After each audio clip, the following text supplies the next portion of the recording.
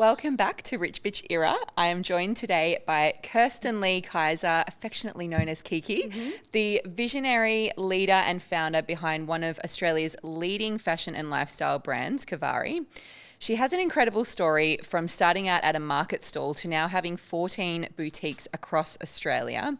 She started in her living room with prints that she was pulling and pressing herself and, doing everything that we envision a startup would do, all the way to now having a really fast growing team on top of motherhood, being a mum, and still being able to prioritize freedom, which I know is a very big message of yours.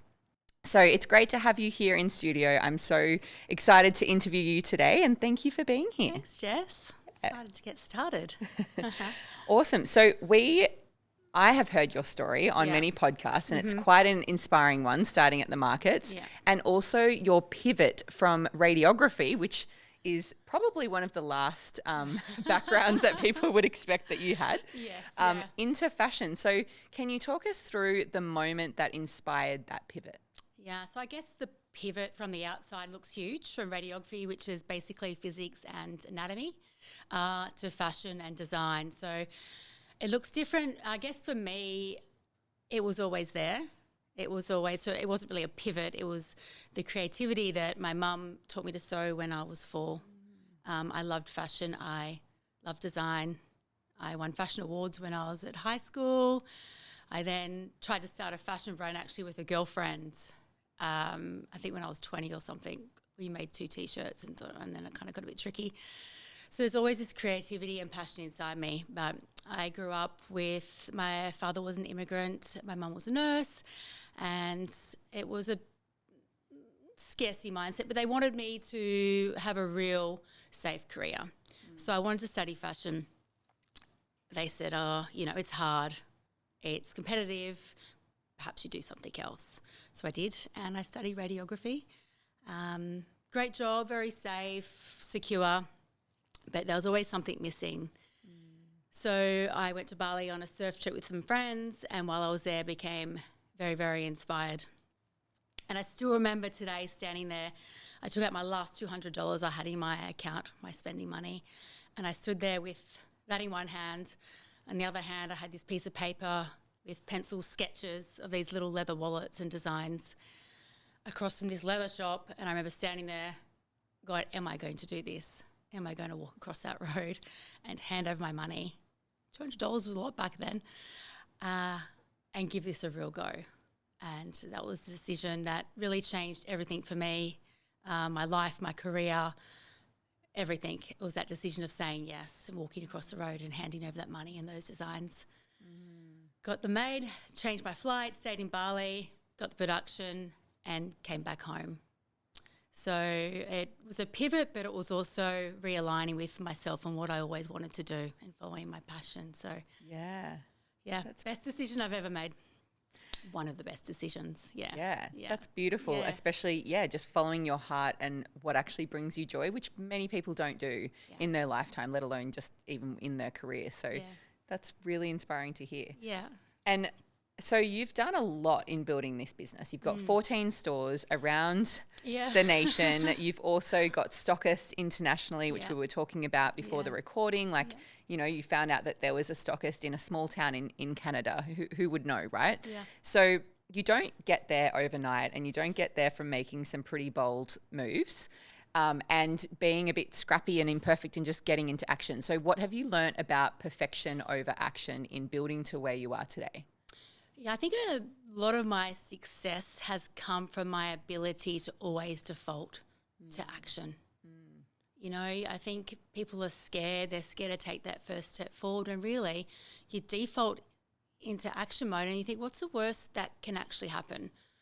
And I feel in business there's 2 doors. There's the door that you can step in and come out of, and there's a door that you can go into, and it could be a bit stickier or harder to reverse out.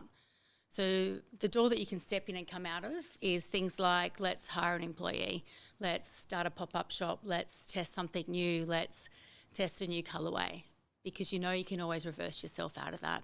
You may lose a little bit, but really you can back out of that.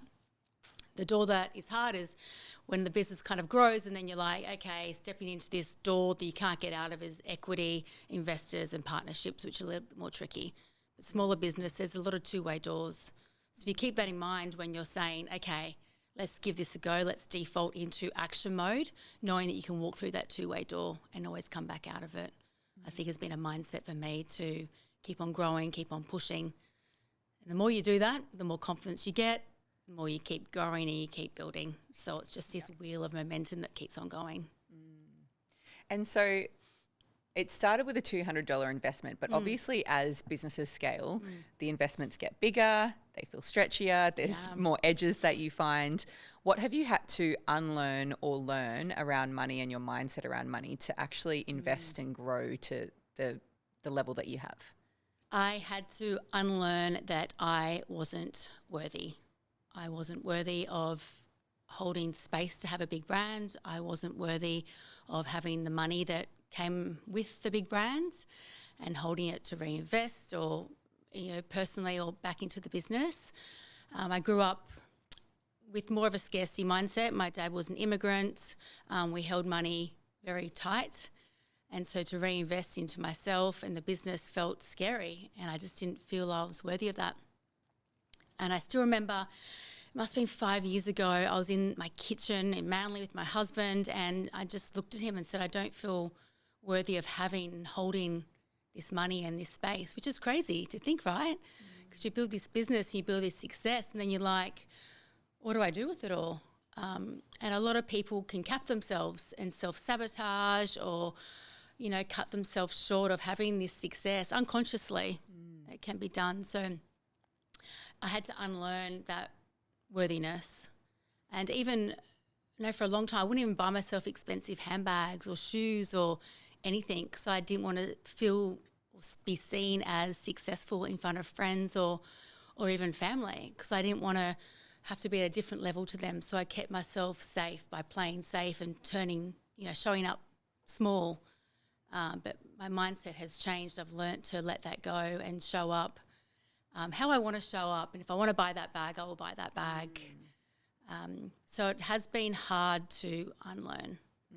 But, as you unlearn that, the business grows. You grow at the same level. Being able to hold that space and hold that amount of capital in a business, you have to have that mental capacity to do it, because when you're able to do that, your business will grow with you. It's an interesting concept, but it's been a big one for me to learn self-worthiness. Yeah, and as the founder, and you haven't had investors, so it has been you the whole way, like scaling and your investments, your money, like your risks, your big bold moves. Yeah. What have you found has actually had the biggest ROI? Has it been investing in the business or investing in yourself as the founder that is, steering the ship? Yeah, 110% investing as myself as a founder. You can invest in some marketing, invest in product, and that's all well and good, but the business will never, ever outgrow the mindset of the founder. So for the last 2 years, I've spent hundreds of thousands of dollars investing in coaches, in mentors, investing in retreats and masterminds, being in that energy, being around people and females and males who can believe in your vision and hold you accountable. And even believe in the vision before you can even see it yourself, which is really powerful and incredible. And once you see it, it's very hard to unsee it.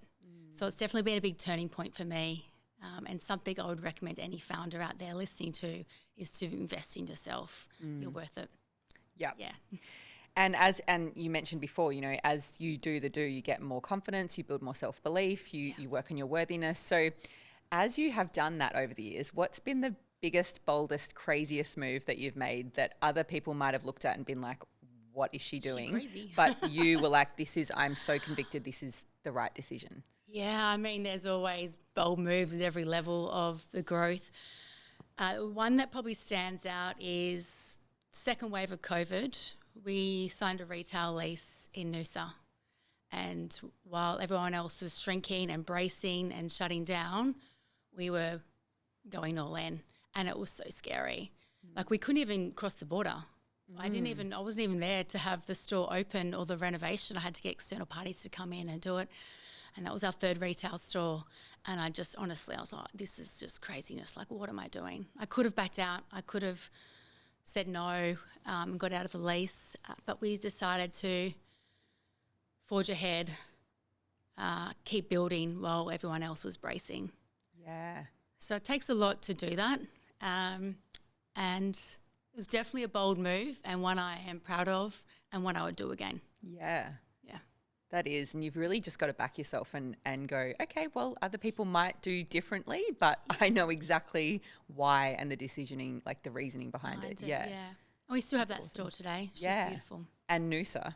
Like, It's gorgeous. what an incredible location. Yeah. Yeah. Okay. I have listened to quite a few of your podcasts and followed you on social media and have picked up that you're a very visionary woman and very like independent and have gotten to where you are because, yes, you've done a lot of work on yourself and also you have like, you know, gotten into action before you may have felt ready. And I heard you say on a previous podcast that a piece of advice that you would give is actually hiring employees earlier than what you did. So I'm curious in terms of other bold visionary women that might be listening to this, wanting to scale and wanting to transition a bit more into leading over, you know, doing everything in their business and controlling it all. What other advice do you have around outsourcing to scale? One, it comes back to a mindset for me, which is letting go to grow. As founders, we start a business and we do everything ourselves. When I started, I was like accounts, I was finance, I was design, I was packing, I was shipping, I was flying to Bali, taking fabrics in and out, I was production, I was logistics, doing everything and holding it so tight. And it's hard to let go to grow, but in order to scale to a $50, $70, $100 million business, you cannot operate like a $1 million founder. So you need to be able to outsource quicker. My first hire, I look back now and I wish it had been sooner. I would suggest to anyone listening that someone to run alongside you or a PA or EA to help take the operational tasks from you is really beneficial. Because a lot of the time us as founders, we are very creative, we take bold risks and we have this vision and we don't usually operate at the back end to get, tick the boxes, get things humming along in the background. So I definitely would hire sooner. I would invest in an EA sooner as my first hire. I'd buy back my time to keep building forward. If you can find someone who can take the day-to-day off you and the operations off you so you can continue to be that founder and visionary leader to help scale the business forward. Yeah, 100%. Be in your zone of genius, not in the doing. 100%. But it's hard. It's so hard to do. Yeah. It really is hard to let go. But the only way to grow is to be able to let go. And to be honest, 80% done by someone else is 100% done by you. Yeah. Yeah. So it's always a good tool to remember. Yeah. Yeah. Yeah, I love that. Yeah. That's awesome. Especially for, like driven A-type, like visionary women. We're so used to like being independent and doing it ourselves, but it is the next level to really outsource and and take it off your hands. Love that. So what is the hardest season that no one else saw you go through? Oof. Hardest season for me would have been 2019. My dad passed away that year. Yeah, so sorry. So it was a lot of hospital appointments leading up to that, and then obviously trying to still like run a business. The business was smaller then. It was I could say like 3-4 mil, but it was still a decent business. I had a team, I had staff to look after, I had money to make, I had rents to pay. We had 2 retail stores at the time, and just having your favourite person in the world not being there anymore was really hard to balance and juggle. So that was definitely the hardest period of my life. But after he passed away, I went into this like dark little hole for a couple of weeks, and I was like, what's the point of living? What's the point of like driving and energy and everything I put into the business? I kind of just was really flat for that period. And strangely enough, 2-3 weeks after, I had a friend call up and say, hey, this amazing opportunity has come up for a retail store in Byron Bay. And this is literally the best, could be biased, but the best location in Byron Bay.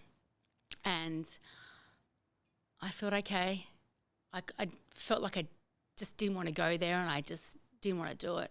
But I kept pushing forward, and I was like, yep, okay, let's do it. And it kind of pulled me straight out of this little hole that I was living in for those few weeks and signed the lease.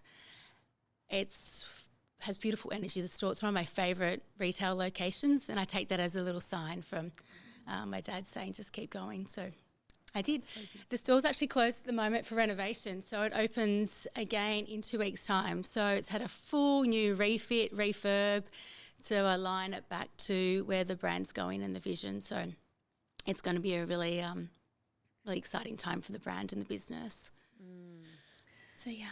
Thank you so much for sharing that, because I think for any business owner, we all go through extremely challenging times, and from the outside it can look, from the outside, someone following you, they would have been like, oh my gosh, Kiki's kicking goals, Byron Bay, the height of success, and for any fashion brand, and I've been to the store and it is in a great location, so unless it's moved. Beautiful. Yeah. No, she hasn't moved. Yeah, it is beautiful, and it's so important for people to hear that actually life does happen in the background, and it can be really fucking hard, and you still, have to honor different seasons of your life, and also the business keeps going. Moving. Yeah, it doesn't lose momentum. You've still got your bills to pay, and the momentum goes, and the orders and the production. So, it's hard for founders because everyone's got their own story of things that have happened in the past,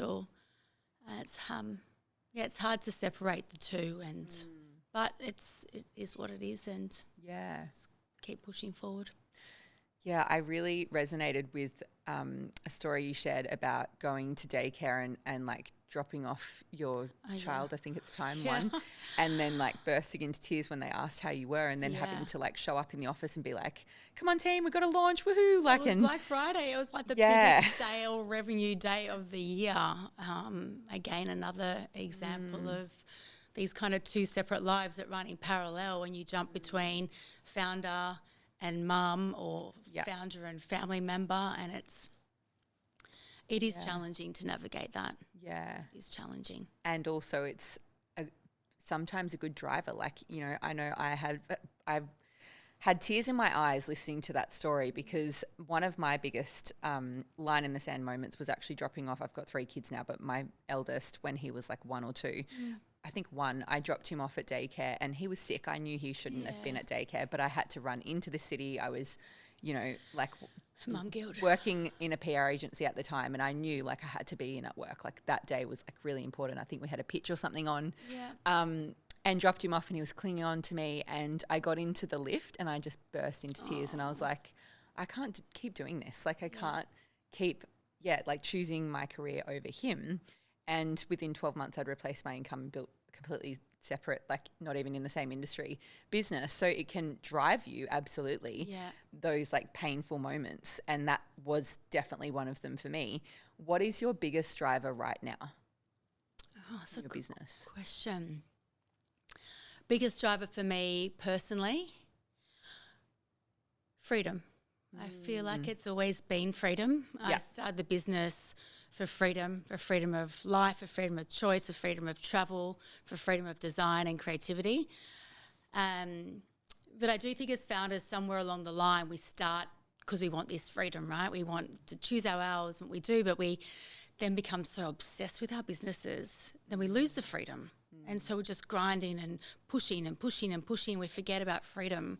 I know people who have got their own businesses who work every Saturday, have never taken a day off in their life since starting the business. I'm like, what's the point of owning your own business? You might as well work a 9-to-5 job and have more freedom. Yeah. So the biggest driver has always been freedom for me. And now the last few years, instead of just pushing so hard and breaking myself, I'm all about the balance and the freedom to choose to spend time with my family. I've done the hard years and hardness, and I could keep going like that, but I've chosen not to. Last year we took 4 months off and travelled around Australia in a caravan. I've chose to go to Canada with the family, so it's choosing this freedom and it's freedom, creativity, choice, time and money and how I spend that. But it's also how KIVARI was built. You know, that freedom that I have, I pour it into KIVARI. I pour it into the collections, I pour it into the prints, I pour it into the expansiveness of it all, of the travel and the inspiration. It's a sense of freedom when you put a KIVARI outfit on. You feel effortless, you feel free, you feel this sense of ease. So I'm built on freedom. The brand's built on freedom. Yeah, I think everyone needs to find some more freedom in their lives. That's so beautiful. And that actually is a beautiful segue into this season's, this beautiful season's prints and designs. So I love KIVARI for the prints, and that's obviously what KIVARI is known for. And the fact that you get so much of your inspiration from your own travels and your own experiences and, you know, whether it's in Australia or overseas. I'd love to know what has been the biggest inspiration for this season, and then this print, which is the Francine, I believe. Francine, which I walked into the freshwater store and it was instantly like caught my eye. It's so beautiful. What has been the inspiration behind this season, and what's your favourite print? Ooh, okay, lots of questions. Inspiration behind the season was nostalgic memories.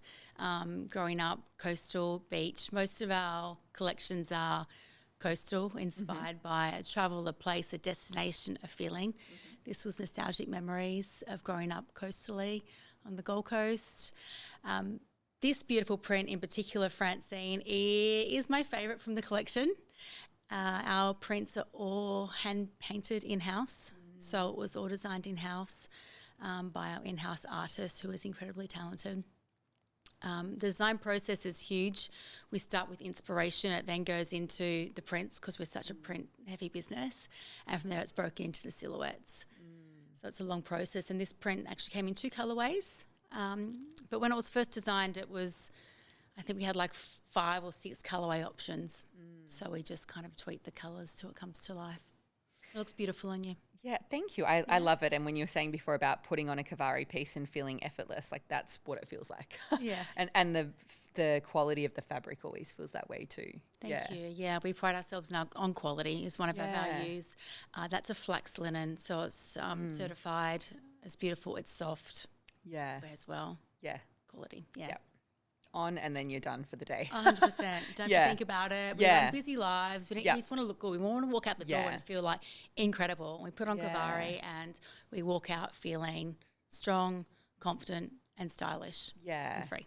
Yeah, I love that. And I feel like you've also been able to often give a nod to the Northern Beaches in your designs. Like there's one at the moment, I'm not sure what it's called, but I noticed it said something like Manly or Freshwater or something on the design, the cute little the jumpsuit. Yeah. And well, it was in a couple of different things, a dress and stuff too. Yeah. Do you do that often just as like a nostalgic nod to where you began? Or yeah, I'm glad you picked up on that. It is very subtle always. So it's a sunset print. We have, I think it's Noosa, Byron Bay and Freshwater hand sketched with little kind of motifs and then the location. So that's so beautiful. Nods and little beaches there. Yeah. Beautiful that's part so of the world. We're very lucky. Yeah. Amazing. And so you have built such an incredible community of not just raving fans, but people that really respect the brand as well and understand it in your community on social media. I know you do a few, like in-person events with them and you're always listening to their feedback, which is, it's rare for a brand to do that. It's rare for a brand to be so two-way with their engagement with their actual customers as well. So what's been some of the feedback that you've gotten from really listening to your customers over the years? I think it's just important for any brand or any growth to create that community. We have a very loyal, very strong KIVARI community. I even have DMs like on my social media saying, I've still got some of your dresses from the markets. That's like 11, 12 years ago. Wow. Or I've still got your leather wallets. That's how I started. So there's this community who has been so supportive of KIVARI and my journey. They support the brand, they back the brand, and forever grateful for the community we have. We have a lot of in-store events. We bring the community together. It's usually once a month for collection launches to show everyone the new collection. We have sip and shops, there's champagne, and to be honest, it's just fun and it's engagement in a world that we live in now. It's so connected on digital. rather than in-person events. So we try to do as many in-person events as possible to bring our community and our people together. And learnings from that, people give you real-time live feedback with the store teams and also myself if I'm there on fits and what they love and what they like, you know, sometimes what they're not liking. So we do listen. We try to listen to feedback and also the data as well to tell us like what's she want, where's she going, what's she, you know. And we use that to build bigger and better collections for her going forward. Yeah. It's so smart. I think especially since COVID, people are craving a lot more in person. You know, and also you're the face behind the brand and people want to hear your story but also want to be heard themselves. And listening to you talk, it reminds me of sort of the way the art world works. So my sister was a director of an art gallery, contemporary art gallery for 15 years. Amazing. And they did this every month. They did a launch with their new artists, like with whatever artists were, you know, exhibiting that month. And they had such a loyal following because, you know, people wouldn't go every single month, especially if it wasn't, you know, an artist that they enjoyed. But that in-person event type like focus is such a good way to not just build loyalty, but also hear from the people who are buying your product, right? And like, as you say, like, where are they going? What do they need? Like, you know, what's the feedback? Like, and you hearing that directly, how incredibly valuable. It's valuable. That's amazing. Good on you, because there's plenty of brands that could be doing that that are not. And it's fun. We want fun in our lives, right? We live busy lives. Like, let's have a little bit of fun, a little bit of joy. We have DJs sometimes. We've got our Byron Bay reopening in 2 weeks. It's going to be incredible. That is very Community, fun, music, bit of a party. Love that. It's good for the soul. Okay, so some rapid fire questions. There's no wrong answer, just pure intuition and truth on these responses. What is something that wealthy women do differently that no one talks about? They decide quickly and they do not apologise for wanting more. Love that. What's a standard you refuse to lower no matter what? Quality. And margins. Both very important.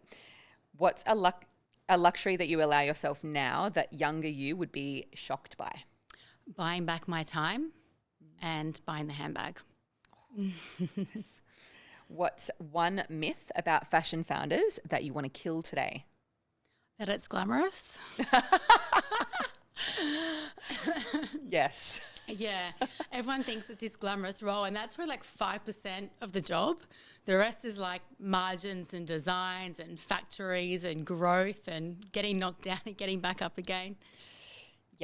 My first PR internship was actually at the agency. This was so long ago, they wouldn't even do it anymore. But the agency that did Camilla and a lot of different fashion. And I thought it was going to be like, you know, Devil Wears Prada sort of. And it kind of was. And I was like, okay, I'm definitely not doing PR for fashion then. I got into like food, health, like health and wellness and tech. It's pretty hectic. It is very hectic. Okay, it's not glamorous. We want to make that known. If you lost everything tomorrow, what skill would make it fast to rebuild that you have right now? My ability to default to action and move quickly and create momentum and go. Yes. What's the one question you wish people would ask, or that I perhaps haven't asked but never do? Who did you have to become? Who did you have to become to build this? Because my little self back at the markets is a completely different person to who's sitting here today. And so what has shifted?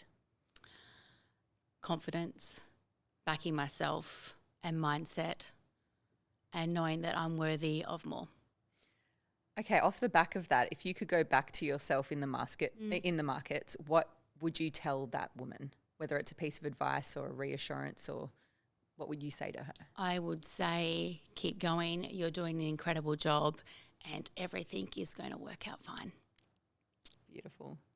Thank you so much. Thanks, Jess. What an incredible conversation. Yeah. Is there anything that I haven't asked that you just feel really called to share today? Oh, I haven't even had a chance to even think of anything else. I should have, not really, unless there's anything else I think we could ask.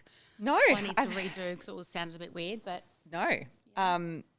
Thank you so much for being here. I guess the next thing I wanted to cover was how people can follow your journey, your Instagram, anything that's coming up with KIVARI that you'd like to share. Yeah, so follow me on Kiki_Kaiser, spelled KEYSERS. Great things are coming. We have our Byron Bay and Noosa stores currently closed at the moment. They are reopening. Byron's in 2 weeks and Noosa's in 4 weeks. A brand new KIVARI elevated experience coming your way. They are looking incredible. So I'm excited to share the spaces with everyone. Amazing. So if you're in the area, pop in, say hi. Awesome. And I will have your Instagram in the show notes as well. You do some great, very authentic content that's like super inspiring, but also a great look at the behind the scenes of what it actually takes as well. So thank you so much for being here. And thank you everyone for listening. And remember to share in your stories, tag Kiki and myself, and share it with a friend that you think would like to hear this conversation as well.